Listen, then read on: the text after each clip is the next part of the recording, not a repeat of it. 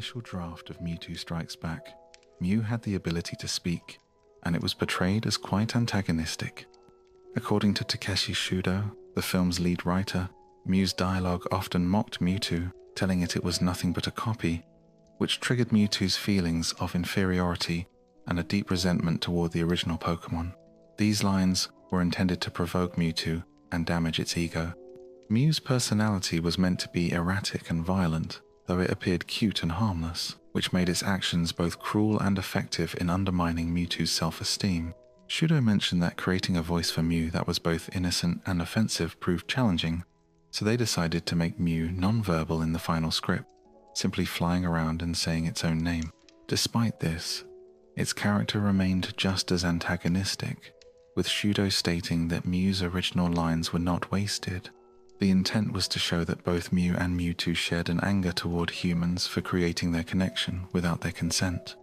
If you had assumed Mew was purely sweet and innocent, it turns out that was misleading, as it actually had a cruel, violent, and unpredictable nature hidden behind its cute exterior. Shudo also revealed in another blog post that the movie was originally meant to follow an anime episode he intended to write, which would have explained Mewtwo's backstory and led to a confrontation with Ash. The film's title, Mewtwo Strikes Back, was meant to reflect a revenge plot that was connected to the television series. Shudo explained that Mewtwo Strikes Back was inspired by the title The Empire Strikes Back from Star Wars. However, the plot was delayed due to the Pokémon shock incident, where an episode featuring flashing lights caused seizures in children. As a result, the anime was taken off the air for 4 months, causing significant delays in the movie's production.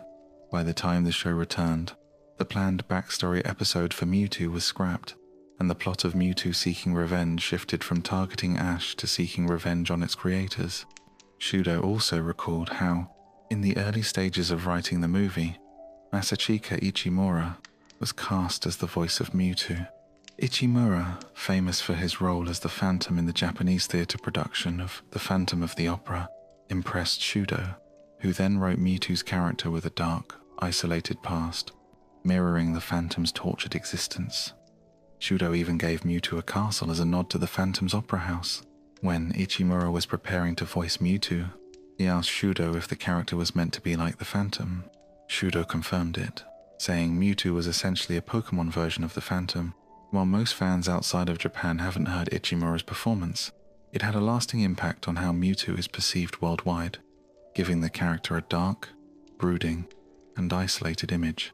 Regarding Mewtwo's location in Mewtwo Strikes Back, the movie features a place called New Island, but its exact location in the Pokémon world is never specified. However, a couple of years after the movie, Japanese books included a map of the Orange Islands that revealed New Island is actually located southwest of Cinnabar. In 2020, a scientist named Yoon Shiano discovered 3. A new species of beetle was discovered in Australia and named Binburum articuno, Binburum moltres, and Binburum zapdos. We contacted Yoon, the researcher who named them, and he explained that he enjoys linking popular culture with biological taxonomy to raise awareness about Earth's ecological diversity.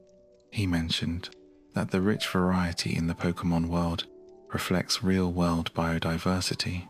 When he and his team identified 3 new species at once, he thought of the trio of legendary Pokémon that appear in every generation. Since his first encounter with Pokémon was the original generation, it left the strongest impression, which is why he chose those 3 birds. While playing Pokémon wasn't the only factor in his career path, he acknowledged it likely had an influence. These beetles had actually been stored in a museum since the 1990s, unidentified until Yoon studied them. Their exact natural habitat remains unknown, making it fitting that they are listed as habitat unknown, similar to the elusive nature of legendary Pokémon. Their rarity also contributed to the naming choice they're described as being as rare as legendary Pokémon. No video footage of live specimens exists, and the only record is a single photograph. In the original red, blue, and green Pokémon games, all 3 legendary birds had 8 toes, except Zapdos, which had 6. Later, Zapdos was given 2 additional toes in a quiet update, aligning it with Articuno and Moltres. Regarding early designs, the November 1996 issue of CoroCoro magazine featured the first announcement of Pokémon Blue, including some unused beta sprites that were replaced before release. One such sprite was an early version of Mewtwo, which many consider to be an improvement over the one eventually used in both the Japanese and international versions of the games. An early Mew sprite from Pokémon Blue was discovered in a 2019 leak of prototype data. Other leaked content from Generation 2 development included early designs of Celebi. One of these clearly resembled Kokopelli, a Native American fertility deity associated with music, agriculture, and the seasons. Kokopelli is known for playing a flute and being a playful figure. Another Celebi design also appeared to be inspired by Kokopelli, featuring a similar Native American motif. Game Freak never officially commented on these designs, but fans speculated they may have been abandoned to avoid controversy, as Kokopelli is a sacred figure to the Hopi tribe, which still exists today. Although Game Freak never addressed the beta designs, they did speak about Celebi's development. Junichi Masuda once wrote that the idea was to give Celebi a nature-based theme. More details were shared in a 2018 interview on Game Freak's official YouTube channel. In the video, Hironobu Yoshida said he was new to the design team for Generation 2, and his first tasks included designing Wobbuffet, Dunsparce, and Celebi. He noticed Celebi was last in the Pokédex and was told it would be a legendary Pokémon, much like Mew, so he aimed to design a small, cute, fairy-like Pokémon with that in mind. Yoshida, Morimoto, and Uno also recalled how, after the release of Gold and Silver, a rumor spread that Celebi could be found at the shrine in Ilex Forest. Shigeki Morimoto, the developer who hid Mew in the original games, was suspected of doing something similar with Celebi. However, the rumor turned out to be false, and even Game Freak didn't know how it started. They found it intriguing though, so when they released Pokémon Crystal a year later, they created an event allowing players to actually catch Celebi at the shrine. Interestingly, when asked why the shrine existed in Gold and Silver in the first place, even the developers admitted they didn't know. Why did that mysterious Pokémon appear in the very first episode of the anime, even before the Gold and Silver games were released in Japan? According to Takeshi Shudo, it was simply a marketing decision. In some blog posts he wrote, he explained that when he began working on the script, he was told that the second generation of Pokémon games was nearly complete. Some people thought including Ho-Oh, even briefly, would help promote the series, so the scene was added. Over a year ago, a 20-minute video was made about Lugia, discussing how Shudo came up with the character before it had a name, when it was just referred to as Pokémon X. After that video was released, someone shared early concept art by Ken Sugimori, showing that the early design of Lugia had an X on its belly. This artwork was exhibited at the Pokémon the Movie XY event in Tokyo in 2014. The video also explored Lugia's ties to Ryujin, the Japanese sea god. One viewer pointed out another link.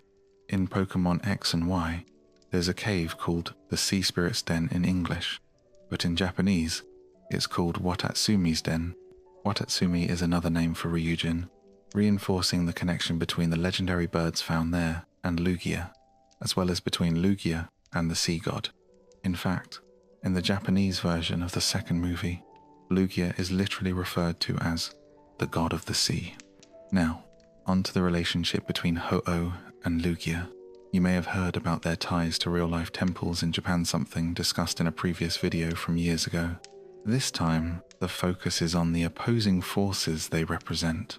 In a 2009 issue of Nintendo Dream magazine, several top developers gave an interview about Heart Gold and Soul Silver. The interviewer noted how many legendary Pokémon represent opposing forces: Groudon and Kyogre, Land and Sea, Dialga and Palkia, Time and Space, and asked whether Ho-Oh and Lugia are opposites too. The developers said that while there isn't a direct connection between them in the storyline, their themes reflect opposition. Ho-Oh represents the sun or day, while Lugia represents the moon or nightlight and shadow, sky and sea, above and below. What stood out even more was what Kenji Matsushima, one of the designers, said: When Ho-Oh and Lugia first appeared in the original games, they had abilities related to time, and that idea carried through into Heart Gold and Soul Silver. That may seem odd, since Celebi is the Pokémon officially associated with time travel. While Ho-Oh can learn Sunny Day and Lugia can learn Rain Dance, those are more about weather. However, their Generation 2 movesets included two notable additions, Future Sight and Ancient Power. In Japanese, Ancient Power more accurately translates to Primeval Power, referring to a time even older than Ancient. Both moves were introduced in Gen 2, which also brought the real-time clock and day-night cycle into the games. Interestingly, Celebi can also learn those two moves. All three Ho-Oh, Lugia, and Celebi are found near the end of the Pokédex, with Ho-Oh linked to day, Lugia to night, and Celebi to time travel. This suggests the idea of a time trio, similar to the Weather Trio in Gen 3, the Creation Trio in Gen 4, and the Tao Trio in Gen V. In those trios, two Pokémon are more closely related, with the third being somewhat distinct. Though Time Trio isn't an official term and doesn't have a Bulbapedia page, neither do the names for the other trios, which were coined by fans. So in that sense, it's just as valid as any of the others a fan-made but useful way to group certain legendary Pokémon. Moving on to the so-called Legendary Beast 7 though, that label isn't official. Most fans know exactly which Pokémon it refers to. There's been an ongoing debate among fans about their nature. Early sprite designs of the legendary Pokémon from the 1997 Space World demo of Gold and Silver were leaked online in 2018. These early versions looked much more like dogs, but underwent major changes during the next 2 years of development, resulting in designs that barely resemble the originals. In 2012, the Pokémon designer Mineo Saito discussed the long-standing debate over whether the trio, Entei, Raikou, and Suicune based on dogs or cats. In a translated Twitter thread, art director Ken Sugimori posed the question, asking if the trio had any real animal inspirations, since many people believe they were based on dogs. Saito explained that he had a clear vision for Entei early on. He imagined a regal figure with a majestic mustache, a rock-like body covered in thick fur, and volcanic smoke rising from its back. The result was a design resembling a lion, though he intentionally avoided making it look too much like any single animal. Instead, he aimed for a silhouette that could be interpreted as canine, feline, or neither. He then created tiger and leopard-like concepts for Raikou and Suicune. Suicune's design came together easily, while Raikou's took much longer and went through several iterations, including one version called the Blue Thunder variant, which featured a drum on its back. The core idea behind the trio was that they should resemble elemental spirits or gods rather than realistic animals. Ultimately, Entei was modeled on a lion, Raikou on a tiger, and Suicune on a leopard. Still, Saito emphasized that their silhouettes were purposefully ambiguous, leaving room for interpretation. In 2022, the year of the tiger in the Japanese zodiac, new Raikou artwork was shared by Pokémon designers, further reinforcing the tiger influence. Despite this, some fans continue to debate the trio's animal basis. As for the so-called Blue Thunder Raikou, some have claimed existing art by Saito represents this early design. However, the artwork in question lacks the described drum and wasn't created for Pokémon. Saito clarified that it was made to promote a character design class he taught in 2014. This artwork, shown on the class website, also included designs such as a bipedal dragon, jellyfish fruits, a popcorn family, and a psychedelic orchard, none of which appear to be connected to actual Pokémon content. The true Blue Thunder Raikou design has never been made public, and likely never will, as revealing it could result in serious legal consequences for Saito. Switching to Generation 3, Deoxys is known as the DNA Pokémon and its 4 forms, Defense, Normal, Attack, and Speed spell out DNAS. In-game, Deoxys could only be encountered on Birth Island, an isolated location based on Minami Torishima, a real island over 700 miles from the nearest Japanese landmass. Claimed by the U, S in 1889 for its guano, bird droppings used in fertilizer, the island became the subject of a territorial dispute with Japan, especially during its strategic importance in wartime. The U.S. heavily bombed it in World War II, took control afterward, and later returned it to Japan. In 2015, Minamitorishima vanished from satellite maps. Japan's Coast Guard suggested the islet may have been eroded by wind and snow. Conspiracy theories emerged about a possible cover-up involving military technology, but the island soon reappeared and made headlines again for the discovery of significant rare earth mineral deposits. Minerals found in the island's mud could supply the world for centuries. It's likely that one day, smartphone screens may be made using materials from Minamitorishima with key components for hybrid vehicles and advanced weaponry. In short, this remote island holds great strategic and scientific importance.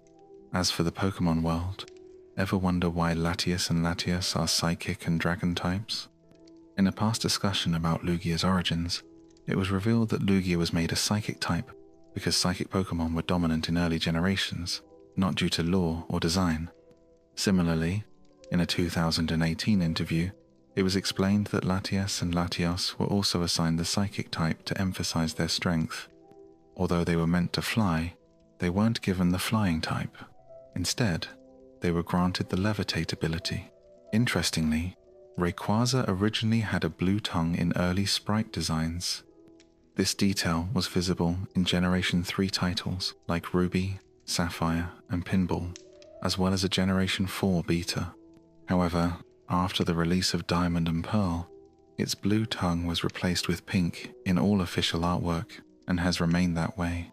A shiny black Rayquaza was also released exclusively in Japan to promote Pokémon Conquest, a tactical RPG where a warlord character summoned Rayquaza as a final boss. This special version was distributed via Wi-Fi, but only to Japanese versions of Black and White. As for other Generation 3 legendaries, most information has already been widely discussed. So moving to Generation 4, this era was deeply focused on legendaries. According to director Junichi Masuda, the theme for this generation was ultimate. The storyline was built around Sinnoh's mythology, focusing on the balance between substance represented by Dialga, ruler of time and space represented by Palkia. The trio of Uxie, Mesprit, and Azelf symbolized spirit. Masuda explained that if substance grows too dominant, it throws the balance with spirit out of alignment. Art director Ken Sugimori noted that Dialga and Palkia were designed with specific instructions to break away from traditional dragon imagery, differentiating them from classic designs like Dragonite, Salamence, or Charizard. For Giratina's origin form and the distortion world in Platinum, the development team drew inspiration from Japanese concepts like Sakasa Fuji, meaning reversed Mount Fuji. It's the idea of a mountain reflected in a lake, something visible yet not truly present. Masuda described this world as a distorted version of reality, a place that both exists and doesn't. Creating Giratina's origin form required precise attention to detail, with the design repeatedly revised to reflect its antimatter origins. When Pokémon Legends Arceus launched, many fans were confused by the new origin forms of Dialga and Palkia. However, Japanese fans later noticed that combining these with Giratina's origin form resembled the shape of Arceus. Some background lore for these forms wasn't in the game but was posted on the official website. For Palkia, the world it inhabits is described as being torn apart, like shredded fabric. Dialga's realm, meanwhile, features time flowing in multiple directions and at different speeds. Additionally, Dialga once had a form known as Primal Dialga, seen only in Pokémon Mystery Dungeon and never in the main game series. Is this conversation helpful so far? In an alternate future timeline from Explorers of Time, Darkness, and Sky, the time gears are stolen from Dialga's domain, the Temporal Tower. This causes Dialga to lose its control over time, along with its ability to think logically, show reason, or display mercy. While this weakened version lacks the power of the regular Dialga, it compensates with a savage and instinct-driven aggression. Primal Dialga is also visually distinct and appeared as the antagonist in the Blazing Exploration Team manga and briefly in the Beyond Time and Darkness anime special. However, since it has only been featured in the Pokémon Mystery Dungeon series and hasn't appeared in over a decade, it's likely not considered part of the mainline canon. Continuing with other non-canon legendary forms, Shadow Mewtwo was introduced in a 2015 teaser for Pokémon Tournament. It was primarily developed by Bandai Namco, with input from Game Freak and the Pokémon Company. After being corrupted by the Shadow Synergy Stone, Mewtwo transforms into Shadow Mewtwo, flying through the Ferrum region and absorbing Gaia energy to increase its strength. It also has a transformation resembling Mega Mewtwo X, although the game doesn't label it as such. According to Pokken producer Masaki Hoshino, Bandai Namco came up with a dark-themed Mewtwo design and refined it collaboratively with Game Freak and the Pokémon Company. Despite its popularity among developers, Shadow Mewtwo has not appeared in any other games. When asked about its canonical status in 2016, the Pokémon Company declined to comment. An even more obscure variation is Fragment Mew, created by Japanese designer and musician Hiroshi Fujiwara in collaboration with the Pokémon Company under the Thunderbolt project. Known for his work in streetwear, Fujiwara's version of Mew was featured on clothing and plush toys. Mew's original creator, Shigeki Morimoto, even wore a Fragment Mew shirt in a Game Freak video where he discussed Mew's origins. Since official digital artwork was never released, the hoodie design was traced by artist Rachel Briggs and shared online. Mew was the face of the Thunderbolt project, though other Pokémon like Mewtwo, Pikachu, and the Kanto starters also appeared. These variants, while officially licensed, likely aren't considered canon, but they remain fascinating parts of Pokémon's history. Unfortunately, much of the merchandise was only available at limited pop-up events, making them rare collector's items today. Interestingly, Mew's creation was inspired by an invisible F4 Phantom fighter jet and a fictional dog. Although that sounds strange, it's backed by a detailed backstory. While it's often said that programmer Shigeki Morimoto added Mew to Red and Green as a prank, that's only a small part of the tale. The concept for Mew originated with Satoshi Tajiri, the reclusive founder of Game Freak and creator of Pokémon. In a rare 2000 interview at Game Freak headquarters, later published in the Japan-exclusive book Pokémon Story, Tajiri explained Mew's origins. As a teenager, Tajiri frequently skipped school to spend long hours at arcades, deeply immersed in games like Space Invaders and Xevious. He described playing them for 12 hours at a time, believing he was the only one doing so, though he later realized there were many others like him across Japan. Together, they began trying to understand what made games work. Rumors began spreading on playgrounds, blending fact with fiction. Originally, Xevious was intended to be a game about the Vietnam War, but during development, it shifted to a science fiction theme. Despite the change, data for an F4 Phantom fighter jet remained in the game, although players could never see it.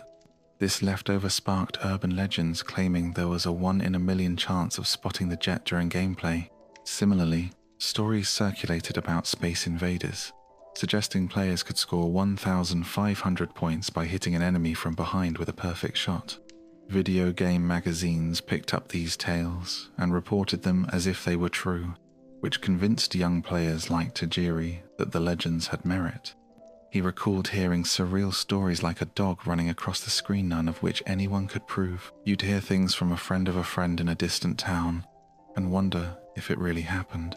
These unverifiable mysteries left a lasting impression on him. When creating Pokémon, Tajiri wanted to inspire similar myths. He imagined hidden elements players would whisper about things that might appear if you did something specific. That mindset led to the creation of Mew, a character that exists but doesn't show up normally, much like the Phantom Jet in Xevious.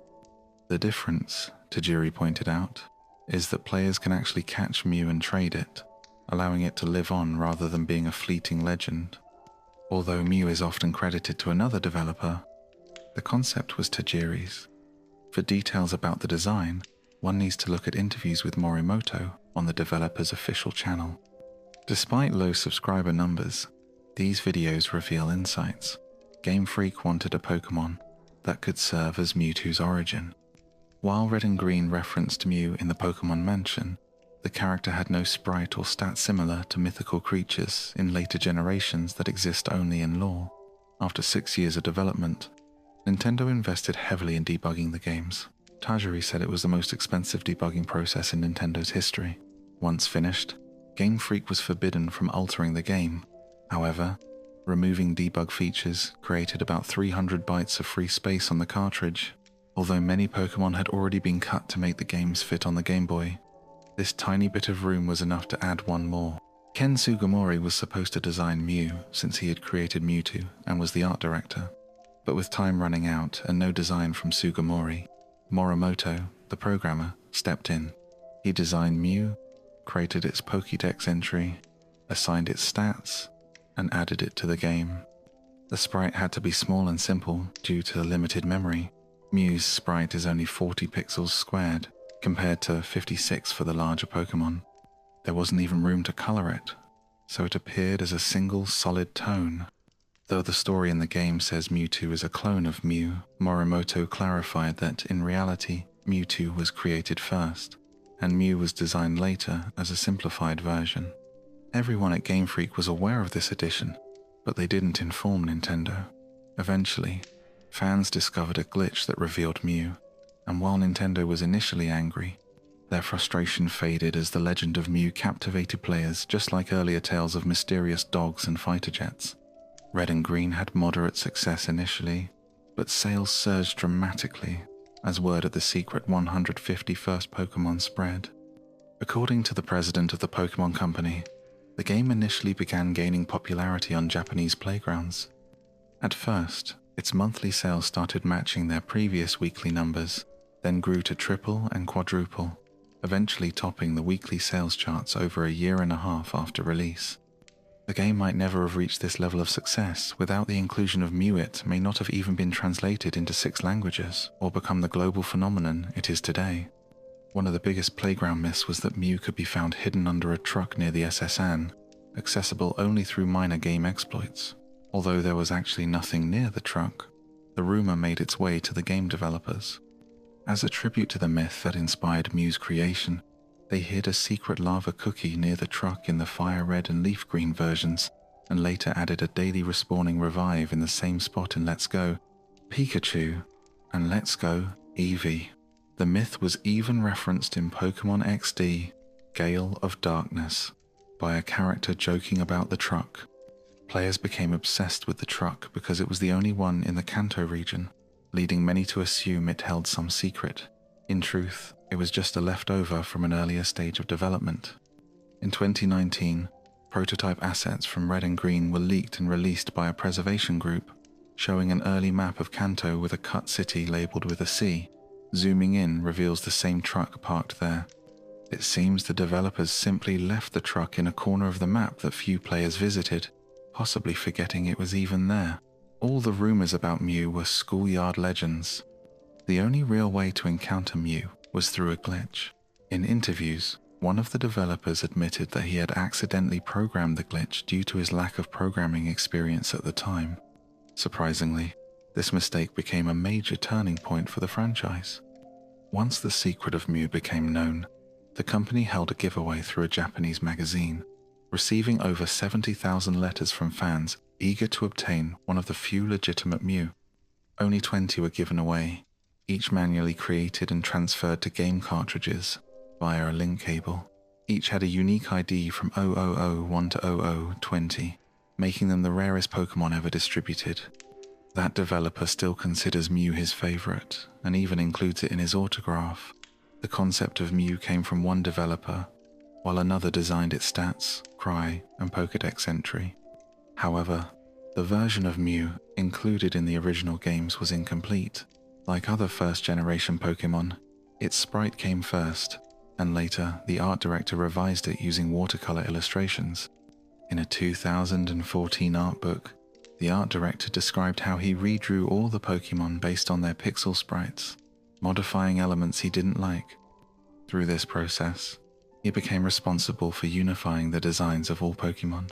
One aspect he altered was Mew's original fetus-like appearance, which he toned down significantly. As a result, Mew's final version was quite different from the original, and that early sprite was never seen outside Japan. Although multiple creators shaped Mew's look and design, it was still only shown from the front and back. The character's full personality, movement, and 3D appearance were still undefined. The specific design details were actually created 2 years later by OLM Inc., the animation studio behind Mewtwo Strikes Back. In an official video, Morimoto expressed amazement at how his original 40-pixel sprite was brought to life.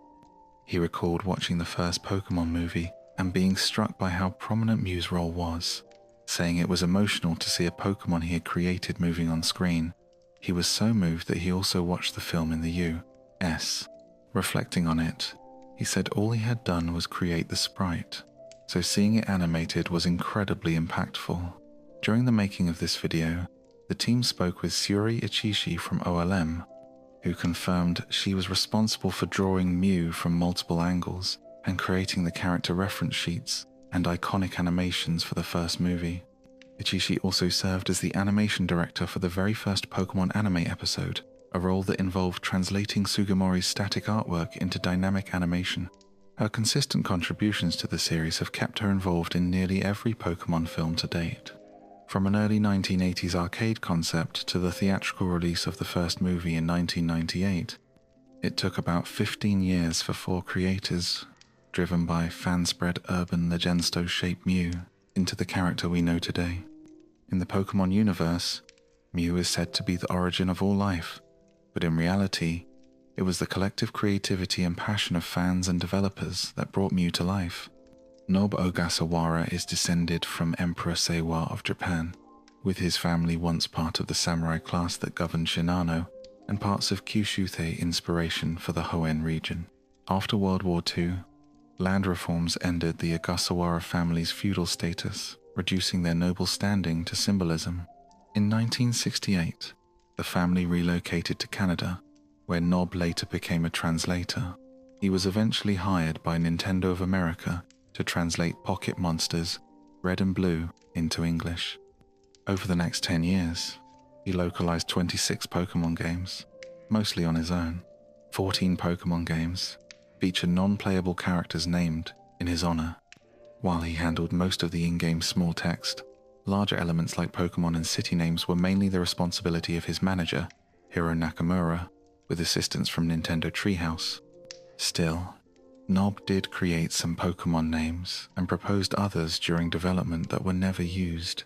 Nob officially stepped away from the series after Pokémon Platinum, but he returned unofficially for this video to name some Pokémon that never received English names.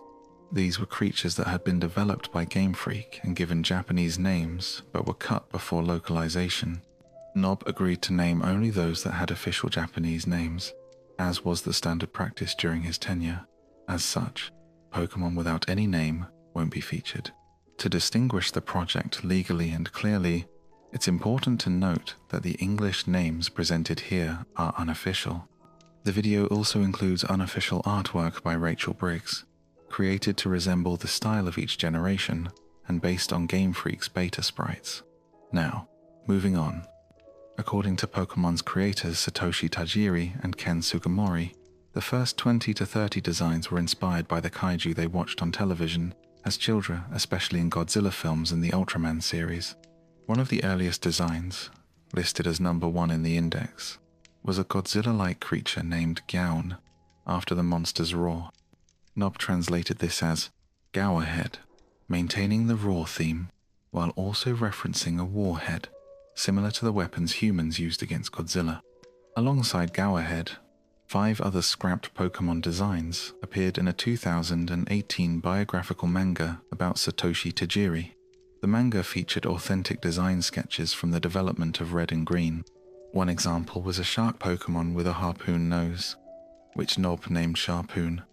Like official names, such as Blastoise and Arcanine, also stylized as Arcanine, many of Nob's names combine multiple word elements. One cut Pokémon was simply called Cactus, so Nob renamed it Cactimus. The combination of the words cactus and torment was used for one creature, while another was simply named Deer in Japanese. Despite looking more like a Museso, it was renamed Ramus. blending ram and moose. A sinister crocodile was dubbed Govelin, merging Gavial, a fish-eating crocodile, with villain. Early concept art for it had wild hair, but later a back sprite revealed a version with spikes, instead suggesting the spiky design came later, but was eventually dropped. A balloon-themed Pokémon may have been cut in favor of Jigglypuff, which is officially labeled the Balloon Pokémon. Its original Japanese name was Balanda, and it was renamed Balamba in English by simply adapting the Japanese name. Another Pokémon, inspired by Mechagodzilla, robotic alien villain first seen in 1974, was revealed by the Pokémon Company's CEO in 2018. Originally called Omega in Japanese, it was renamed Omega to include the word gadget, referencing Mechagodzilla's array of weapons. Among the earliest revealed scrapped Pokémon were unused evolutions of Weedle. The intermediate form was a pupa, so it was called Pupil, from pupa and pal. The final form resembled a beetle and was replaced by Beedrill for being less appealing. Its name became Carapthor, from Carapace, a bug's exoskeleton, and Thor, added for a cool sound. A flying fish Pokémon from early Gen 2 development had a name attached, Sato, which might have meant fishbird. It was renamed Sailwing to match its appearance. In 2018, a 1,997 demo of Gold and Silver leaked, unveiling many previously unseen Pokémon. Chikorita was already present, but the fire starter wasn't Cyndaquil, it was a bear called Hanaguma, later renamed Kuburn, from Cub and Burn.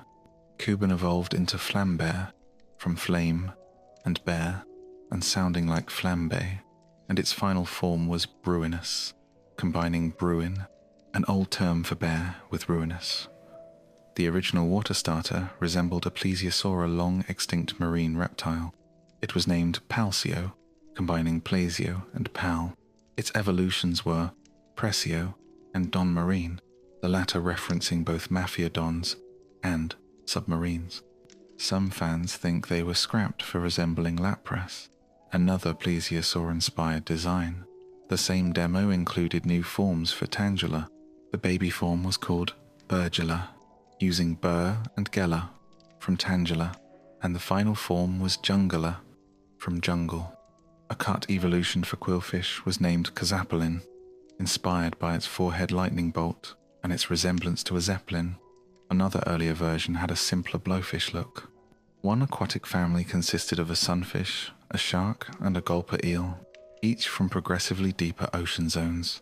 The first, Molambino, combined Molla Molla, sunfish, and Bambino, Italian for child. The shark was originally named Ikari in Japanese, meaning both anchor and rage. This led to speculation that it was linked to the Lake of Rage, known in Japanese as Ikari no Mizumi. The shark, with its anchor-shaped tail, was renamed Anger, a mix of anchor and anger. A gruesome shark attack and its ultimate evolution were dubbed L'Oreal, a mix of the words lure, surreal, and eel, in the 1997 demo. Giraffaric also featured a pre-evolution that appeared as conjoined twin ghosts, which Nub named Bipolar, combining bipolar and polar, since they were pulling in opposing directions. A leak later showed a more refined version of Bipolar, where the ghosts were still twins but no longer attached. The leak was from June 1999, just 5 months before Gold and Silver launched in Japan, suggesting Bipolar was nearly included before being scrapped. The design for Bipolar makes more sense when considering the original demo version of Giraffaric, which had 2 equally sized giraffe heads. This was a clever design choice since both the English and Japanese names are palindromes, just like the design itself. The demo also included an evolution for Ditto, which Nub called Mimeo, named after mimeographs, machines that duplicate text, and the word mimic. It also ended with an O sound to match Ditto's name style. Like Ditto, Mimeo could only learn the move Transform, which likely led to its removal from the final generation due to redundancy. It would have evolved from Ditto when traded while holding a metal coat. Some fans think Mimeo influenced the design of Meltan, introduced 2 decades later. These Pokemon's true forms are deliberately kept hidden under wolfskins, possibly leading to their removal, as wolf pelts might raise unsettling questions about the Pokemon world. The first stage, Warfars, combined war and furs, while its evolution, Werlicon, combined werewolf and lycanthropy, the term for werewolf transformations. These names were also inspired by World War II flak cannons, Beaufort and Orlicon. Warfars and Werlicon were originally brown in the 1997 demo, but were changed to blue later on, likely to reflect their ice typing. This Pokemon appeared attached to Slowbro's tail, though the demo's data didn't suggest any connection to the Slowbro family, which could mean it was an independent entity, or Game Freak hadn't yet programmed the data. Its Japanese name, Tabun, suggested it was the turbine-like object on Slowking's head, so Nub named it Disturbin, a mix of turban and disturb, since its existence was unsettling, much like real turban snails.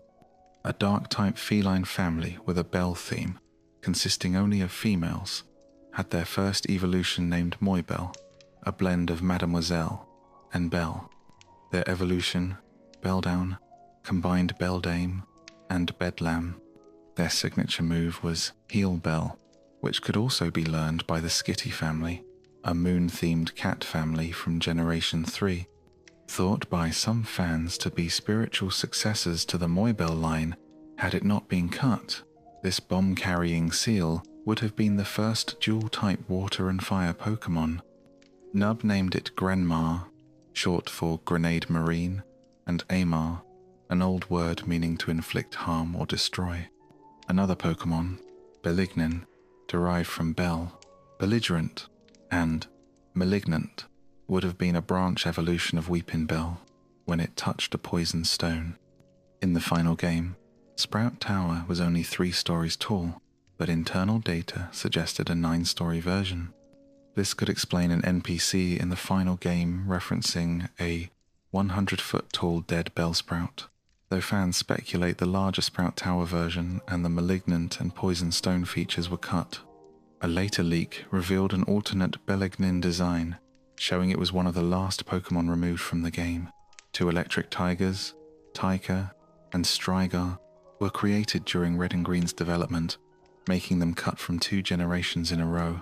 Tyka combines tiger and tyke, a word for a small child. Strigar merges strike, tiger, and tiger, with a nod to the winter forest biome home to Siberian tigers. The leak revealed an additional evolution for these tigers in Generation 1, but only its back sprite was found. In the leaked material, we can only guess what the Pokemon looked like from the front, and there was no name revealed for its final stage. That means it won't be receiving an English name from the person providing names, since they only give English names to lost Pokemon that originally had Japanese names. Nearly 20 years before Farfetch'd got an evolution in Generation 8, an evolution was almost introduced in Generation 2. One example is a Pokemon named Luxwan, a mix of luxury and swan, which first appeared in the 1997 demo of Gold and Silver. It later received an updated sprite and color palette, but was ultimately cut from the game. Among the creepiest Pokemon in the demo were 2 ghost types inspired by Asian folklore. The first stage was a mix of a bear and a straw doll known as Waraningyo, used in Chinese and Japanese rituals to curse others similar to voodoo dolls. Its signature move was Curse, which remained in the final game even though the doll Pokemon was scrapped. This Pokemon was named Stroman from Strawman and Omen, referencing bad omens. Its evolution resembled both a panda and a Jiangshi, a Chinese hopping vampire. These beings typically wear traditional Chinese clothing and move by hopping with their arms extended, seeking life energy. They can be defeated by placing a spell on yellow paper and sticking it to their forehead, which explains a design element in this evolution. This Pokemon was called Fandarin, combining Phantom, Panda, and Mandarin. These two ghost Pokémon were likely cut early due to their eerie themes and mystical origins, which may not have aligned with the brand image. Scyther received an evolution in Gen 2 called Scizor, and Pinsir was also set to get one named Tricules, referencing its 3 horns and its basis in the Hercules beetle. The colour was changed from brown to pink before it was ultimately removed, possibly to make way for Heracross, another Hercules beetle-inspired Pokémon. The demo featured 17 baby Pokémon, but the final release only included 7. One cut baby was a pre-evolution of Vulpix with 3 tails and 3 eyes, which were inspired by the Roman numeral 3. It was named Volpe. There was a suggestion to theme the entire Vulpix line using Roman numerals Volpe V, Volpe, etc., but that concept was never implemented. Volp was initially designed in Gen 1, scrapped, and then scrapped again in Gen 2. 3 other baby Pokémon were also cut in both generations. One was Coinpurr, a Meowth pre-evolution named from coin purse and purr. Its sprite showed 3 different coin designs above its head, which may have been options rather than part of the final design. Another was Coulter, a baby Ponyta combining coal and colt with the suffix ta to match Ponyta. There was also Orphrey, the baby form of Goldeen, from ore, gold, and fry, a newly hatched fish. Some cut baby Pokémon were only removed in Gen 2. Dotterri was a baby Doduo, with Dodd to match its evolutions, and Terry from Airy, meaning a bird's nest or bird family. Its concept 3 heads before evolving into 2 may have led to confusion or discomfort about how evolution would work. Paraspore got its name from Paras and Spore. While Paras and Parasect show a mushroom taking over an insect host, Paraspore seemed to be growing out of the mushroom, instead contradicting the established evolution narrative. A baby Grimer named Smudge had a simple name and design. Originally pink, it was later changed to grey to distinguish it from Ditto before being removed from the game. Lastly, a Growlithe pre-evolution named Puperon was planned, based on the word pup. Is this conversation helpful so far? Pepperoni is considered a hot and spicy fire-type Pokémon. A previous leak from Gen 2's production included what seemed to be an even earlier design for Pepperon, but unfortunately, it didn't provide names or evolution details, so we can't be entirely sure that it is an early version of Pepperon. There's only one lost Pokémon from Unova that's been discovered with a name, a dual-type grass and ground Pokémon called Nakoyagi, which means root goat in Japanese. It appeared briefly in a slideshow at Tokyo's Meiji University in 2010. With the help of Helix Chamber member Luminosis, we were able to enhance and translate the slide to better understand its design. This Pokémon might have evolved into Gen 5's Salzback, Gen 6's Gogoat, or possibly both. Some refer to it as Tubac Opera, named after the root vegetable tubers, and Copra, the scientific term for goats. Importantly, it also rhymes with Chupacabra, the mythical blood-sucking goat monster first reported in Puerto Rico in 1995. The final Pokémon on the list is Gorachu, an evolution of Raichu that was cut from Gen 1. According to Game Freak's Koji Nishino, several Pokémon had to be removed due to limited cartridge space, resulting in some 3-stage evolutions being reduced to 2 stages. Besides Gorochu, others like Volpe and Coinpurr were also cut. No concept art or official front sprites were ever released by Game Freak. The artwork here is based on its back sprite and a description from its creator, who told Japanese newspaper Yomiuri that Gorochu had fangs and horns and resembled a thunder god. Since Pikachu and Raichu kept their original Japanese names in almost every language, it seems fitting to call this Pokémon Gorochu as well. Did you know that there are exclusive Pokémon games in Japan for one of Nintendo's most popular handhelds, the Game Boy Advance? Nintendo created several minigames based on the Pokémon series for the GBA, but these weren't released as regular retail titles. Instead, they were distributed through Pokémon Trading Card Game Special Edition cards. These cards could be scanned into a Nintendo e-card reader, a device for the GBA that read encoded strips of data similar to a credit card machine, transferring that data to the GBA. Some cards unlocked additional content for full retail games, but others contained exclusive mini-games. While the games weren't groundbreaking in terms of gameplay, they weren't a waste of time either. Many of these cards were released worldwide, but Japan had a collection of promotional cards that were never published outside the region. One of these mini-games is Exciting Hide and Seek, which isn't so much a game as it is a simple animated cartoon, likely based on the animated short Pikachu's Peekaboo, known in Japan as Pikachu's Exciting Hide and Seek. It features Pikachu and Larvitar hiding from each other in different versions of the skit. Another game is Imakuni's Ball, inspired by the Game & Watch title where you juggle balls using the left and right buttons. The player controls Tomawaki Imakuni, a Japanese musician who performed several songs for the Pokémon anime and promotional material for the trading card game. There's also Wooper's juggling game, where players control Wooper and use its water gun attack to keep Poliwag and Totodile from touching the ground. After a while, Psyduck joins the mix, and the player must react accordingly. Another game is Big Fruit Strategy, where you control Totodile swimming through water, trying to collect fruit while avoiding Tentacruel. The game ends when the player crosses the finish line.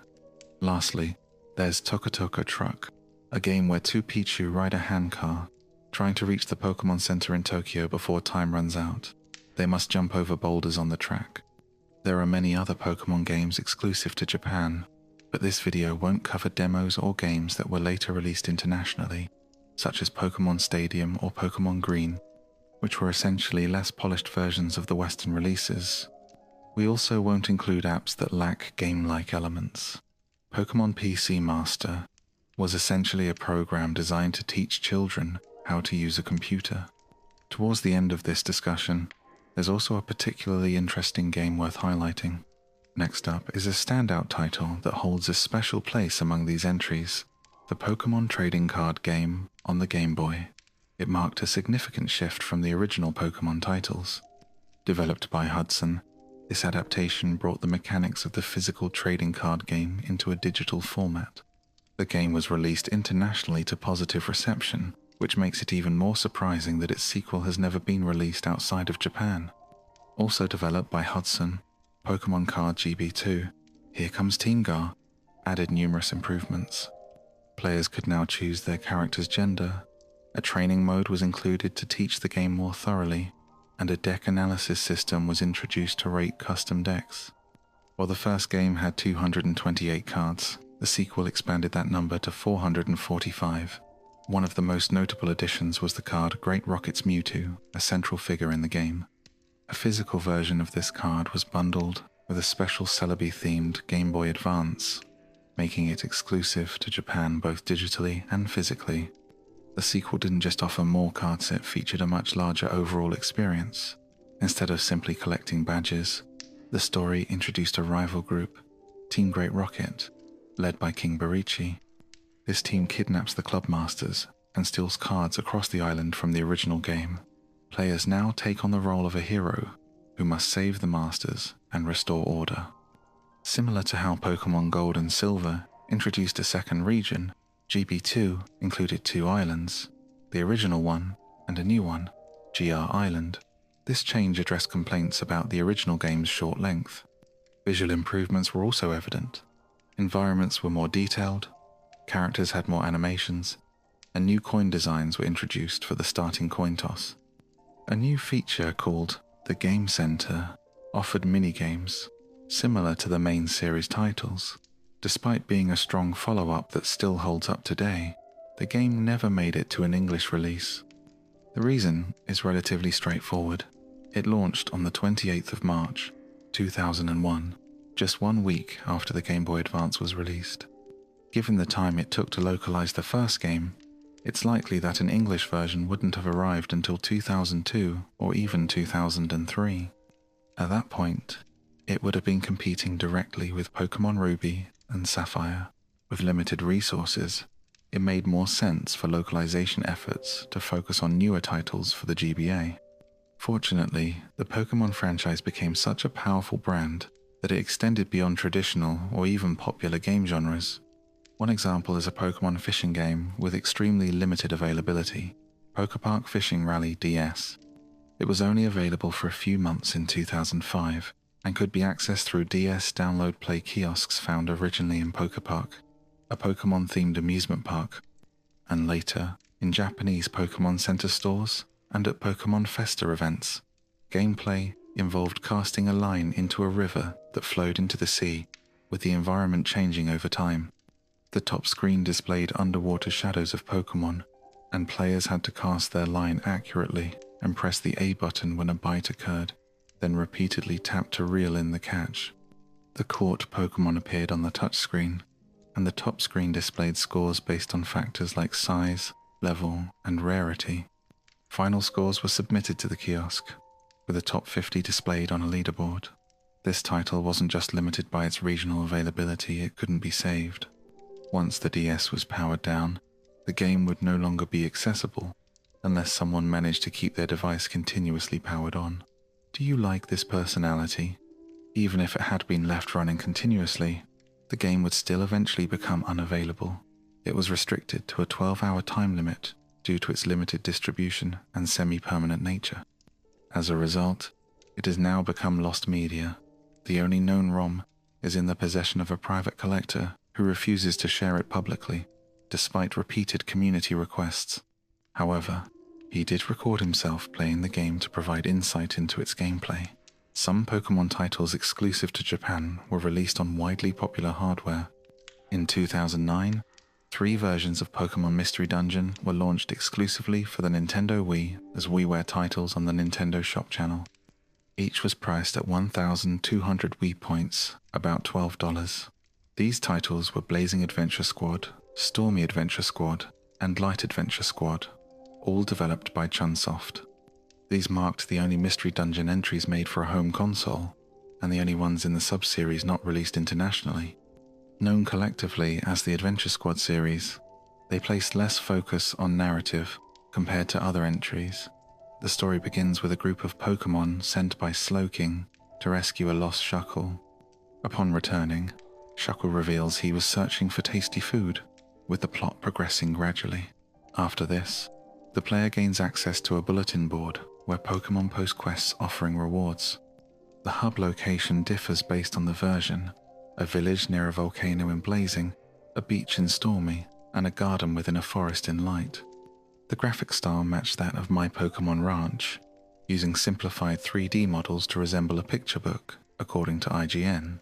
Additional missions could be added via Wii Connect 24 while the console was in sleep mode. Promotional codes released after launch could also be entered through the Wonder Mail menu to unlock special Pokémon for use in dungeons. Although these games never officially launched outside Japan, US copyright filings were made not only for direct translations but also alternate localized titles: Adventurers of Flame, Adventurers of Storm, and Adventurers of Light. IGN reported on the games multiple times, expecting an international release that never occurred. Many were surprised, given Pokémon's popularity in the West and the Wii's large user base in 2009-2010. The reason for the lack of a Western release remains unclear. In a positive development, fan translators from Project Pokémon released English patches for all 3 titles over a decade later. These patches aimed to localize the games in a style similar to official releases and even restored most online features, including downloadable missions and legendary encounters. Shifting from Pokémon games on popular platforms to those on a lesser-known one, the Sega Pico had a very limited international presence, but was popular among Japanese schoolchildren. Despite being associated with Nintendo, the Pokémon brand is not solely controlled by them, which allows releases on various platforms and helps reach broader audiences. Before discussing the Pokémon games for the Pico, it's worth understanding the system itself. Released in Japan in 1993 and internationally in 1994, the Sega Pico achieved modest success before being discontinued outside Japan in 1998. In Japan, support continued until 2005. By April 2005, 3.4 million Pico units and over 11 million software copies had been sold across 300 titles. The Pico was based on Sega Mega Drive, Genesis hardware, but had significantly different controls and functions. It resembled a laptop, though it lacked a screen and full keyboard. and was operated using a so-called magic pen. The pen and colored directional button cartridges for the console aren't traditional cartridges. Each game is presented as a picture book with a slot at the bottom that connects to the top half of the console. The game advances as the pages of the book are turned. Although the system had a limited international release, none of the Pokémon titles for it were released outside Japan. One of these region-exclusive titles was Pokémon Catch the Numbers, released on the 23rd of July, 2002. It featured second-generation Pokémon and was created to help children develop numeracy skills. The story follows Pikachu and Togepi. After Team Rocket steals all of the other Pokémon, players complete mini-games to recover the missing Pokémon.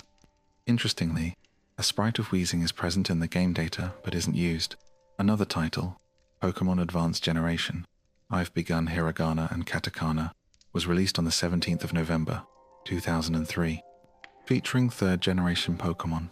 It aimed to teach Japanese children how to read and write hiragana and katakana.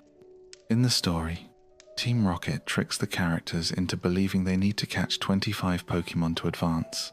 Players draw kana characters correctly to catch Pokémon. A special edition of the console called the Pikachu Pico was released in 2004.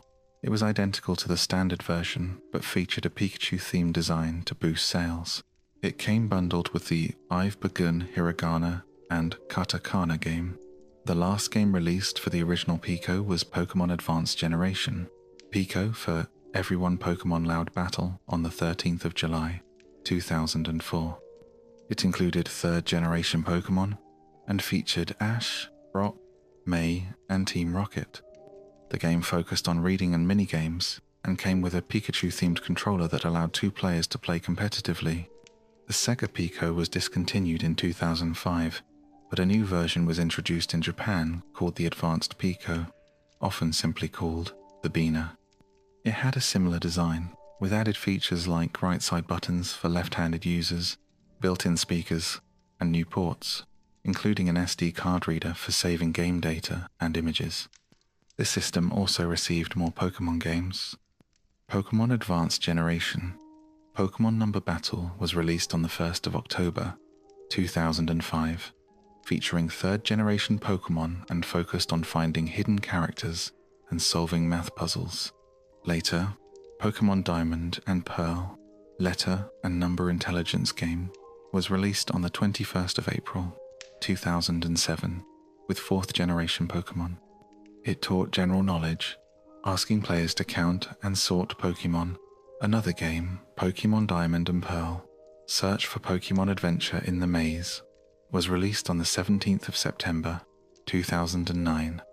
It focused on identifying Pokémon by silhouette or name, encouraging players to learn them by name rather than image. The final title, Pokémon Best Wishes, Intelligence Training Pokémon Big Sports Meet, was released on the 4th of December, 2010, and featured 5th generation Pokémon. Players controlled Ash in activities that taught hiragana, numbers, English, and required completing exercises to win medals. Images created in the game could be saved and printed using a separately sold SD card reader. Another educational Pokémon game that stayed exclusive to Japan was part of the Picross MP series. Following the success of the first Pokémon games, the franchise was included in this puzzle series. These titles were available via download through the Nintendo Power Service in 1999, allowing players to write games onto blank Super Famicom cartridges at store kiosks. Picross MP Volume 1 launched the series, including 12 different Pokémon-themed puzzles. There was one puzzle, each featuring Meowth, Mr. Mime, Psyduck, the Clefairy doll, Togepi, Electrode, Gloom, Pikachu, Zapdos, Rapidash, Poliwag, and Snorlax. Since the Picross NP series was created exclusively for the Nintendo Power Service, which never launched outside of Japan, it's likely this is why the series never reached Western audiences. One might argue that Nintendo could have compiled all 8 Picross NP titles into a single English-language cartridge for a quick profit, but the poor sales of the 1,995 Mario's Picross in the US and Europe made such a release seem too risky and not worth the investment. As for the trading card game mentioned earlier, There were also a few other card games that remained exclusive to Japan. These didn't have a full adventure mode like Pokémon Card GB2. One such title was Pokémon Card Game Online, a browser-based game released in 2009. It shouldn't be confused with Pokémon Trading Card Game Online, which is a completely different product. Built using Flash, this massively multiplayer online game allowed users to play the card game online using special access codes found in Expert Deck CD-ROM-iss. Players needed a Daisuke Club account to sign up, which granted them 2,000 action points, the in-game currency. Players could use fixed decks based on their purchase packs to battle others. However, the service lasted only about a year before shutting down. Later, the West received Pokémon Trading Card Game Online, making a localization of the original game unnecessary. Another card-related title was Pokémon Card Game How to Play DS, released in 2011. It served as a tutorial on how to play the card game using the Nintendo DS. The game featured a digital rulebook, interactive tutorials, and 5 AI-controlled opponents to practice against once lessons were completed. A standout feature was its use of DS download play, allowing 2 players to battle using just one cartridge. The game even came bundled with 90 real Pokémon cards, so players could apply what they learned in real-life matches. Although Pokémon has long been associated with handheld gaming, few Western fans knew the franchise had entered the mobile market before smartphones became mainstream. Interestingly, the first mobile Pokémon app wasn't made by Nintendo but by Square Enix. Released in 2006, Pokemate was a mobile app that let users send messages and chat with friends, as well as catch and care for Pokémon. At the start, users were given a random Pokémon and 10 Pokéballs. Rather than focusing on battles or leveling up, the app functioned like a virtual pet simulator, similar to a Tamagotchi. A subscription service offered extra features, including more Pokéballs, media options, and the ability to catch more than 3 Pokémon. Although demonstrated at E3 2006, it was only released in Japan. Due to low user engagement, the service shut down in 2008, making an international release unlikely. The game is no longer accessible, and only a few screenshots and videos remain, classifying it as lost media. Pokémon re-entered the mobile market with the rise of smartphones in 2011. The second mobile game was Pokémon Say Tap, developed by Creatures Inc. It was a rhythm game based on the trading card game, where players tapped on screen cards in time with music and passing icons. Points were awarded based on timing accuracy. However, the game only featured one playable song, the ending theme of the anime at that time. In 2015, a similar but slightly more advanced game called Dancing Pokémon Band was released.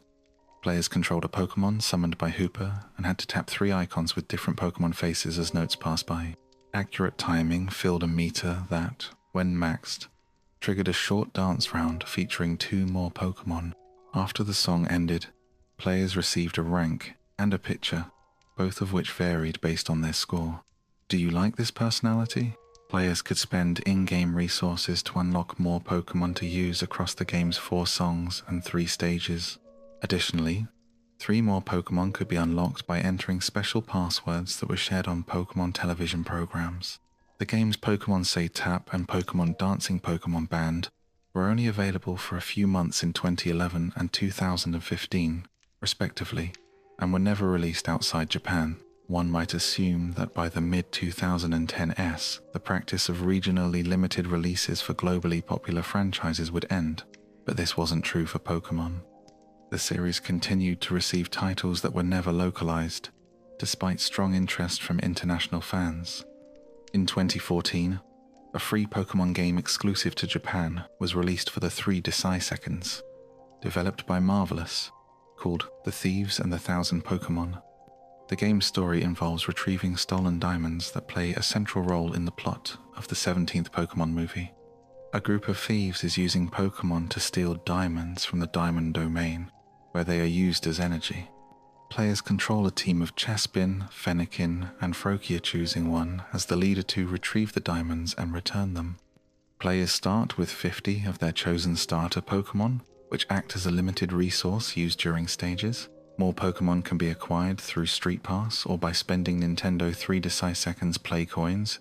Pokémon gained via Street Pass match the starter chosen by the passing player, while Play Coins allow players to gain more of their original choice. Before beginning a stage, players must decide how many Pokémon to bring. Any unused Pokémon are lost after the stage ends. There are 3 stage types: Battle, Sneaking, and Obstacle, Clearing. In battle stages, players defeat enemy Pokémon to advance, with a battle gauge showing progress. Victory or defeat is determined by this gauge, which shifts depending on the number and effectiveness of Pokémon sent into battle. Sneaking stages require players to use stealth holding a button to creep past enemies.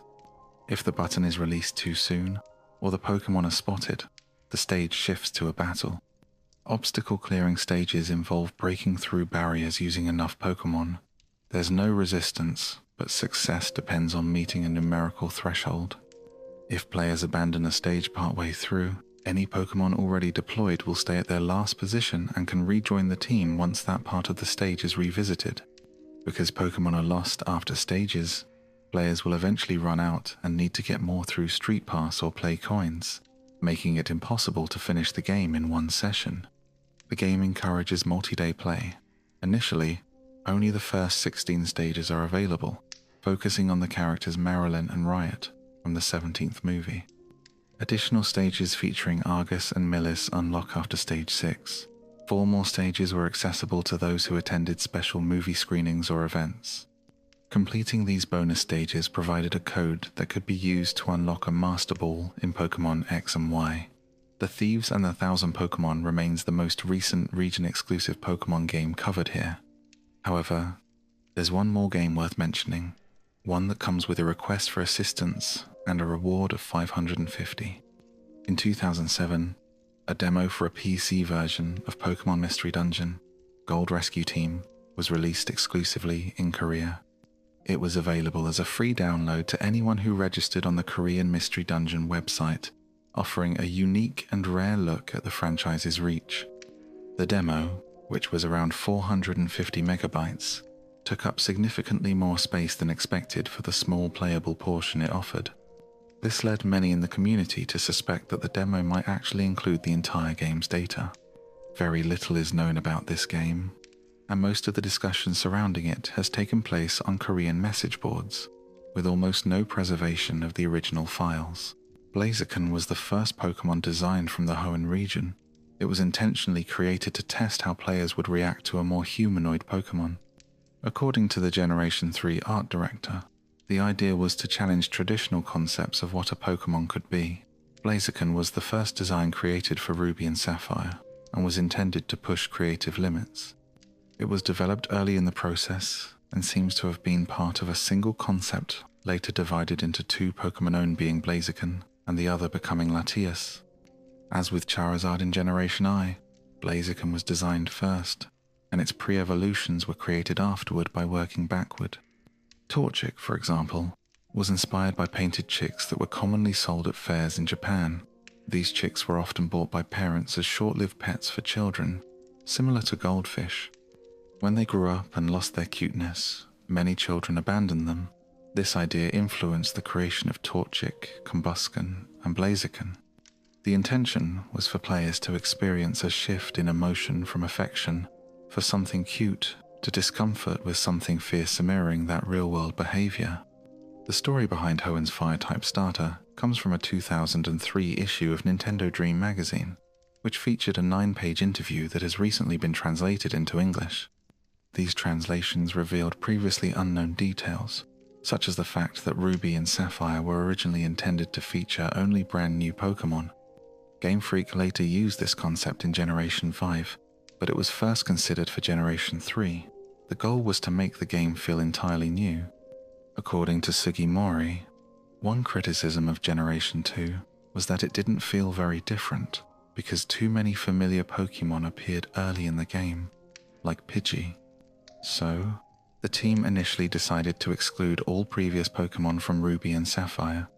Masuda, the game's director, confirmed that up until well past the halfway point of development, the plan was to include only new Pokémon.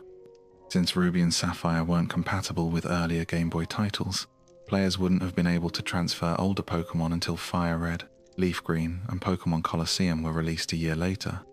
Ultimately, the decision to fully reboot the series was dropped due to balance issues certain elemental types didn't have enough representation. To fix this, older Pokémon were added late in development to fill in the gaps. However, the game's original direction as a reboot still had lasting effects on its final version.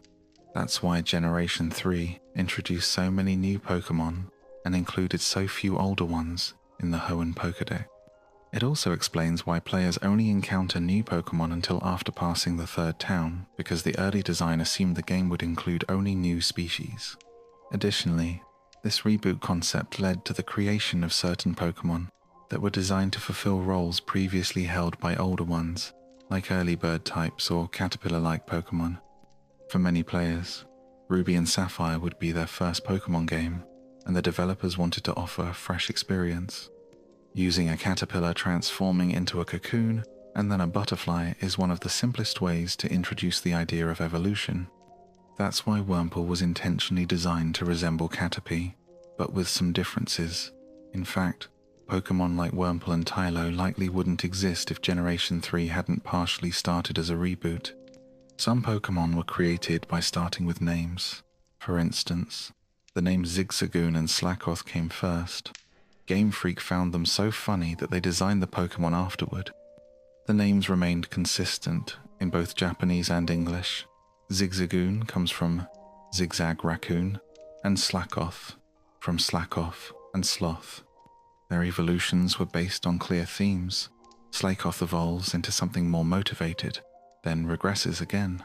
Zigzagoon evolves into a more straightforward path, hence Lanoon. Years later, in Sword and Shield, the idea continued with a new Pokémon based on obstacles, which the art director shared online to highlight the wordplay. The decision to initially exclude older Pokémon was a response to criticism that Gold and Silver felt repetitive. Similarly, the creature designs in Generation 3 responded to feedback that Generation 2's Pokémon looked too babyish. The goal for Ruby and Sapphire was to bring back the cool, tough, and monstrous appearance of earlier designs, exemplified by Pokémon like Groudon. The development team also felt more freedom during Generation 3. When designing Generation 2, they had to keep things simple for easier animation and cheaper toy production. But for Generation 3, they dropped those limitations. For example, the complex lines on Groudon show how much more detailed the designs became once freed from those constraints. However, there were still some unexpected design challenges. One issue involved removing or changing parts of Pokémon, like tails or horns. For instance, one designer removed a tail, only to be told it had to stay because tail-based moves had already been programmed. Similar situations happened with horn designs. This forced the team to either adjust the Pokémon's appearance or find workarounds. Looking at the data, Pokémon like Lyron and Agronhu learn Iron Tail and could visually work without tails are likely examples of this issue. Their pre-evolution, Aaron also learns Iron Tail despite not having a visible tail. On the other hand, while Ralts, Curlier, and Shuppet visually could have had horns removed, none of them use horn-based moves, and no Generation 3 Pokémon learn moves like Horn Attack or Mega Horn.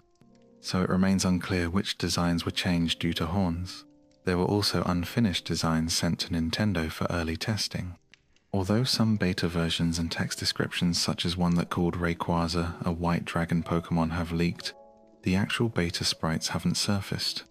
There seem to be at least 2 sets of these, one sent to Nintendo and another used in a Japanese demo months before release. Screenshots from that demo show slightly different designs for Pokémon like Sharpedo, but many designs from that era remain unseen. Perhaps one day, those beta sprites will be revealed, including early versions of Rayquaza, a grass-type sprinkler Pokémon, and other scrapped monsters. As for the titles Ruby and Sapphire, the naming was part of the broader reboot effort, meant to return the series to its roots. The titles were initially planned to reflect the red and blue colors of the original Generation 1 games, but things quickly became complicated. The Game Freak team couldn't agree on what to name the new games, and several of the titles they did agree on were already trademarked by other companies. Eventually, they settled on the names Ruby and Sapphire, but not until just 4 months before the games were released. These names were chosen to follow the crystal theme from the previous title, Crystal, by using gemstones. As for why Crystal was named after a mineral instead of a color, Game Freak explained this in a Japanese magazine. Masuda said the name came from the crystals used in electronic transmissions, making it a fitting title. Sugimori added that this was especially appropriate since Crystal was designed for the mobile GB system, which allowed Japanese players to connect to cell phones, battle and trade online, receive news, and unlock a special event to catch Celebi. Returning to Generation 3, there's a mineral called corundum, and red corundum is known as ruby. All other corundum colors are classified as sapphire, with blue being the most valuable. Game Freak thought the dual nature of corundum was a clever concept and gave them the red and blue color pairing they were looking for. After reaching an agreement on these names, the Pokémon Company initially objected, saying they didn't want more titles based on crystals. However, the games were too far along in development to change them, so the names were approved. For the third version, although green corundum exists, it doesn't have a unique name, it's still just sapphire. So, Game Freak chose emerald, a different type of crystal, but one that brought them back to the red, blue, and green theme of Generation 1. This matched their early vision of Generation 3 as a kind of reboot. When asked where Hoenn was located in relation to Kanto and Johto, Masuda said they weren't connected. He explained that it was more fun to treat them as separate worlds. While designing Hoenn, the team included a rocket launch pad and briefly considered ideas like it being the origin of Team Rocket. But they ultimately chose not to define these connections too clearly, especially in official media, leaving room to change things in the future. During the final stages of Ruby and Sapphire's development, Masuda's wife went into labor with their first child. While at the hospital, he kept receiving messages asking for last-minute approvals. Their daughter was born in September, making Sapphire her birthstone. Masuda named her Kiri and secretly included her in the game as a young girl in Sutopolis City who gives out free berries. Unlike most characters, her name remained unchanged in the English version.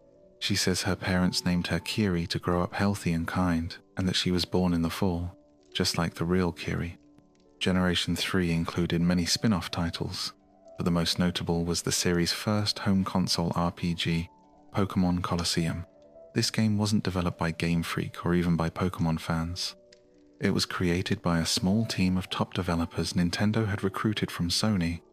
Around the same time Game Freak was finishing Ruby and Sapphire, Nintendo invested about $1 million to launch a new studio called Genius Sonority. The studio was led by Manabu Yamana, who had directed several Dragon Quest game zone of the most popular RPG series on PlayStation. Many of the Colosseum developers also came from Dragon Quest. In an interview on Nintendo's Japanese website, Colosseum's lead programmer admitted that he hadn't played any Pokémon games on GBA or GameCube before starting the project. In fact, no one in the studio was a true Pokémon expert. Despite that, development deadlines didn't change. The Pokémon Company tasked this new team of outsiders with creating the franchise's first 3D RPG. The team thought about how the original Pokémon fans, who were around 11 years old during Generation 1, had grown up, so they decided to make the protagonist in Colosseum the same age as the now older fans. The journey began 6 years ago, and as time passed, the fans grew older, now 17 years old, so the game's creators decided to make the main character 17 as well. In a Japanese interview, the game's concept lead, Akihiko Miura, explained that he wanted to create a game that stood out and appealed to an older audience than typical Pokémon titles. As a result, the protagonist is around 17 and wears darker clothing. The team envisioned the hero as a dark figure, someone even feared by gangs, but as the story unfolds, players discover he's not truly a villain, despite stealing Pokémon from other trainers.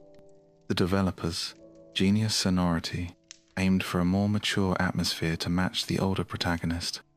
Unlike previous games set in lush, Japan-inspired regions, they chose a dry, urban desert setting, something completely different. they created the Ore region, modeled after Arizona, marking the first Pokémon region inspired by the United States. Composer Tsukasa Tawada mentioned that they tried to loosely reflect the look of Phoenix, Arizona. For instance, the city of Phoenix in Ore was established when its first mayor brought water into the area, a backstory inspired by Phoenix's real-life origin where canals were built over ancient Hohokam channels to supply water and support new communities, effectively building a city over old ruins and naming it Phoenix to represent rebirth. Although some fans pronounce it differently, the only official pronunciation of the region comes from a television commercial where it's said as "Or," so that's the one used. The game also includes subtle Arizona references. When the protagonist rides his motorcycle between towns, you can briefly spot a rock formation that resembles the Mitten Buttes, iconic landmarks in Arizona. It's a quick visual, but it appears in multiple scenes, most clearly resembling the West Mitten Butte. In issue 85 of a German magazine, the game's director credited one individual as the creative force behind the Ori region, Shinichi Hiramoto, who was known for illustrating the Return of the Jedi manga. As someone who wasn't a fan of Pokémon, he joined the Colosseum project specifically to inject a grittier tone into the world. He also conceived the idea of shadow Pokémon and their appearance. Very little concept art from Pokémon Colosseum has ever been released. Only 3 known pieces exist, all included in a limited edition strategy guide. One fan shared scans of this rare guide. The first piece shows the early design of Pallet Town, featuring a raised Colosseum globe and the Arizona Mitten. A second piece, likely made later, shows a more detailed version of the town. Interestingly, although the town lacks a Pokémon Center in the final game making, it especially challenging the concept art shows it was originally intended to have one. Also, the final version includes a bridge to cross a chasm, which is missing from the art. Arrows instead indicate a single path through a gang-filled cave system. Still, much of the concept aligns with the final game.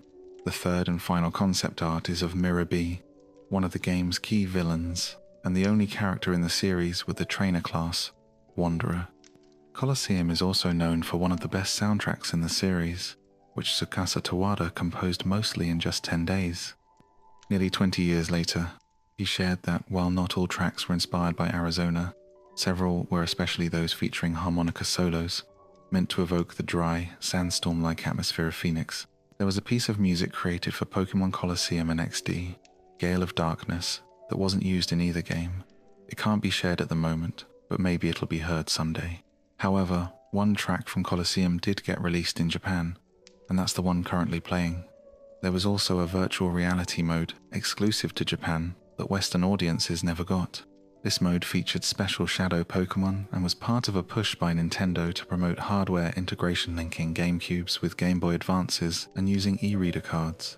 In Japan, those e-reader cards unlocked the VR mode and 3 difficulty levels. Completing all 23 trainers on easy would unlock another trainer with a Shadow Togepi. Beating normal mode gave access to Shadow Mareep. On hard mode, trainers were even tougher than the game's final boss, and you'd face 24 of them. Finishing this level rewarded players with a Shadow Sizer. There was also a Japanese bonus disc that allowed players to obtain Celebi and transfer it to their Generation 3 games. All of this content still exists on the US version of Pokémon Colosseum, and much of it was already translated into English. Unfortunately, it's blocked off and inaccessible in the game. The e-reader cards were never released internationally, but the VR mode could have easily been made available. Including this content in a modern re-release, perhaps on the Nintendo Switch with widescreen and HD upgrades, would be a significant enhancement over the GameCube's 480p resolution.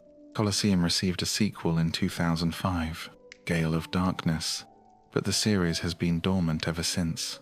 There have been no sequels or re-releases. In a 2016 interview with the Spanish edition of the official Nintendo magazine, Junichi Masuda was asked whether a game in the style of Pokémon Stadium or Colosseum would ever return. He simply answered no and laughed. It seems the creators have moved on from the Ore region. However, one individual still honors it Colosseum and XD's composer, Tsukasa Tawada. In 2017, He performed a live piano version of the Fennec City theme and shared it online. In 2021, he also arranged the Relic Forest theme. While most have moved on, it's clear the Ori region still holds a special place in his heart. This episode also covers a lesser-known addition to the Pokémon franchise, the Pokémon Mini, not to be confused with the Pocket Pikachu. The Pokémon Mini was a small console developed by Nintendo for Pokémon-themed minigames. It was unveiled in September 2001 at the Nintendo show in London and released in North America in November, followed by Japan and Europe. Australia may have even received it first, though documentation is scarce. The Pokémon Mini holds the record for the smallest cartridge-based Nintendo system, weighing just 70 grams with the battery in game. The cartridges are about the size of a postage stamp. Despite its small size, the system had impressive features: a real-time clock, a multiplayer infrared sensor, with one game supporting up to 10 players, a built-in rumble feature, and a shock detector for motion-based controls. It could run for 60 hours on a single AAA battery. The system launched with one game and was available in 3 colors: Wooper Blue, Chikorita Green, and Smoochum Purple. Despite being tied to the Pokémon brand, it wasn't a commercial success. Marketing was minimal, and its release coincided with the launch of the Game Boy Advance, overshadowing the Mini despite its unique capabilities. Is this conversation helpful so far? The device couldn't match the capabilities of the Game Boy Advance, and was often seen more as a toy than a serious gaming console. It was available in stores for about a year globally, with only 10 games developed for it. Out of these, only Japan received the full library. 4 games were released in North America and 5 in Europe. North America got titles such as Pokémon Pinball Mini, a pinball-style game featuring Pokémon like Diglett as a pinball plunger, the straightforward Pokémon puzzle collection, and Pokémon Zany Cards, a card game with characters from the Pokémon anime. The system came bundled with Pokémon Party Mini, a game showcasing the console's features across 6 minigames. Japan-exclusive titles included Pokémon Race Mini, a platform racer hybrid, Togepi's Great Adventure, an adventure game, a sequel to Pokémon Puzzle Collection with 18 new puzzles, and a follow-up to Party Mini featuring the Pichu brothers, who first appeared in an anime short shown with the 3rd Pokémon movie. The last game for the system was Pokémon Breeder Mini, released in December 2002. This was a virtual pet-style game similar to Tamagotchi. The console launched during the 2nd generation of the Pokémon series, following the North American release of Gold and Silver. With Breeder Mini featuring starter Pokémon from Ruby and Sapphire released in Japan a month earlier, it briefly overlapped with the 3rd generation. Some games were considered for wider release, but likely cancelled due to poor sales. Puzzle Collection Volume 2 had been rated E for everyone by the ESRB, and would have been released as Pokémon Mini Puzzle Collection Volume 2, but it remained Japan only. Likewise, Pokémon Tetris was localized, but never released in the US, despite receiving an ESRB rating as Pokémon Mini Shock Tetris.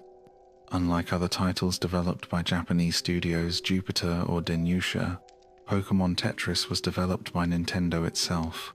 It also marked the last time the character Jinx appeared with its original skin tone. This version of Tetris is considered one of the best games on the system and commands high prices on the resale market, particularly the rare European release, with only a few thousand copies made. The concept was revisited the following year in Pokémon Channel on the Nintendo GameCube, where the console gained more attention. The game featured a built-in emulator, and titles were available through the in-game shop and Squirtle Channel. These versions were simplified or altered. Half of the minigames came from Pokémon Party Mini, and others likely weren't included due to unique gameplay elements that depended on the original hardware. Pokémon Channel also introduced an exclusive game, Snorlax's Lunchtime, where players help Snorlax choose what to eat, picking a Pichu ends the game. Though the system didn't make a big impact initially, it later gained new interest through emulation on the GameCube, which helped developers better understand the hardware. This led to a homebrew scene. A group of developers called Team Pokeme created a flashcart demo named Chisel in 2004. Shown at the German Demoscene event, Breakpoint, in 2005, it impressed audiences with 3D effects and other features previously thought impossible on the system. The team made their development tools public leading to new games for the device, with more in progress at the time. All games can be found on Team Pokémon's website. The community has also preserved original hardware by scanning instruction manuals and modifying the console with customizable shells and backlight options. Over time, they translated all 5 Japan-exclusive Pokémon games into English, completing the last one in May 2019. All games, including the GameCube-exclusive Snorlax's Lunchtime, are available through flashcart or emulation. In 2016, a Pokémon mini prototype appeared on eBay. The seller stated it was no longer functional and included a cartridge labeled Sample O1011. It's unclear what the cartridge contained, possibly an early prototype of a final game. An unreleased game or potentially something entirely different was involved, as the person who purchased the system has remained anonymous ever since. Did you know the Johto region in Pokémon was largely inspired by Japan's Kansai region? Ecruteak City, known as the cultural hub of the region, was modeled after Kyoto. Kyoto is renowned for its traditional architecture and historical and religious landmarks. Among these are 2 Buddhist temples located to the northeast and northwest of the city. To the east is Ginkakuji, the Silver Pavilion, recognized for a silver bird statue on its roof. To the west lies Kinkakuji, the Golden Pavilion, featuring a bronze phoenix atop its structure. Kinkakuji was actually destroyed in a fire started by a novice monk in 1950, but was rebuilt in 1955. If you've played Pokémon Gold, Silver, or Crystal, this may sound familiar. The 2 towers in Ecruteak City were inspired by these real-life temples and are associated with legendary birds. Ho-Oh is said to perch on the bell tower in the east, while Lugia once rested on the brass tower in the west. Lugia later fled to the Whirl Islands after the brass tower was mysteriously destroyed by Furera, clear parallel to Kinkakuji's historical burning. Interestingly, Ho-Oh and Lugia seem to have swapped their real-world counterparts' positions, with Ho-Oh linked to the eastern bell tower despite the phoenix being on the western golden pavilion, and Lugia associated with the western brass tower, though the silver bird is placed in the east. Previously, it was discussed that the legendary Pokémon Groudon, Kyogre, and Rayquaza draw inspiration from Jewish mythology, specifically the Behemoth, Leviathan, and Ziz. These massive creatures were said to rule over land, sea, and sky respectively. Various accounts describe their eventual fates. Some say they will be slain by God and served at a divine banquet. Others claim the Behemoth and Leviathan will destroy each other before the banquet. This latter version appears to be the basis for the conflict between Groudon and Kyogre in Pokémon Emerald. Ziz, described as a divine messenger, may have influenced Rayquaza's role as the only being able to calm the clash between Groudon and Kyogre. Generation 3 also introduced Regirock, Regis, and Registeel Pokémon, based on the golem from Jewish folklore. The golem, a clay figure brought to life in medieval times, could be animated and controlled using one of God's names, typically written on paper and placed in its mouth or on its forehead. This influence is evident in the designs of the legendary golems, each of which bears markings on their heads resembling Braille. Arceus is regarded as the creator of the Pokémon universe, having brought forth Dialga, Palkia, and Giratinaidities of time, space, and antimatter. Arceus also created the late guardians of Sinnoh, Uxie, Mesprit, and Azelf, who brought knowledge, emotion, and willpower into existence. Arceus appears to draw from various global creation myths, especially the Shinto belief system. According to Shinto mythology, the world began as a chaotic, formless egg from which heaven and earth eventually emerged. The deity Kunato Katachi then gave rise to Izanagi and Izanami, who created the mythical island of Onigashima using the Spear of Heaven, erecting a great pillar at its center. There are notable parallels between this myth and the Sinnoh creation story. Arceus's Pokédex entry in Pokémon Platinum states it emerged from an egg in a place of nothingness and shaped the world. The creation of Dialga and Palkia echoes the formation of Izanagi and Izanami. All 4, Dialga, Palkia, Giratina, and Arceusari found atop Mount Coronet, the Spear Pillar, the supposed origin point of the Sinnoh region. Similarly, Onogoroshima was formed with a spear, and a central pillar was constructed mirrored by the name Spear Pillar. Arceus also has roots in Buddhist mythology. In Pokémon Diamond's Pokédex, it is described as having shaped the universe with 1,000 arms. This image is reminiscent of Avalokiteshvara, a Buddhist figure symbolizing boundless compassion who is often depicted with numerous arms to help all sentient beings. Is this conversation helpful so far? Thought for 9 seconds, may all conscious beings be liberated from Samsara, the endless cycle of rebirth. Another possible link between Arceus and Buddhism is the wheel on its back, which resembles the Dharma chakra, symbolizing the path to Nirvana. 2 of the Generation 4 starter Pokémon also draw from global mythology. Torterra is inspired by the world turtle myth found in many cultures. For instance, Chinese mythology describes how the creator goddess Nua used the legs of a giant tortoise to hold up the sky, while certain Native American traditions tell of a colossal turtle bearing the entire earth on its back. In Heart Gold and Soul Silver, Torterra's Pokédex entry notes that ancient peoples believed a gigantic Torterra lived beneath the ground, directly referencing its real-world source. Infernape is based on Hanuman, the Hindu deity featured in the epic Ramayana. Hanuman was a monkey granted immunity to fire by Agni, the fire god. When his captors in Lanka set his tail ablaze, the flames could not harm him, so he escaped and used his fiery tail to raise much of the city. The legendary Pokémon Cresselia draws on D'Artagnan from the Three Musketeers and may also be influenced by Scottish lore. The Kelpie was a water spirit, often taking the form of a beautiful horse to lure people to their deaths. Different stories describe various methods, but typically it would entice a rider onto its back before galloping across the waves. Similarly, Keldeo can sprint across bodies of water. Its Pokédex entry in Pokémon White states that it traverses the world by running over the surfaces of oceans and rivers. There are over 30 Mario games that never reached North America, and a cancelled Zelda game for the DS remained unknown until just a few weeks ago. For more information, choose one of the videos on the screen, and thank you for watching.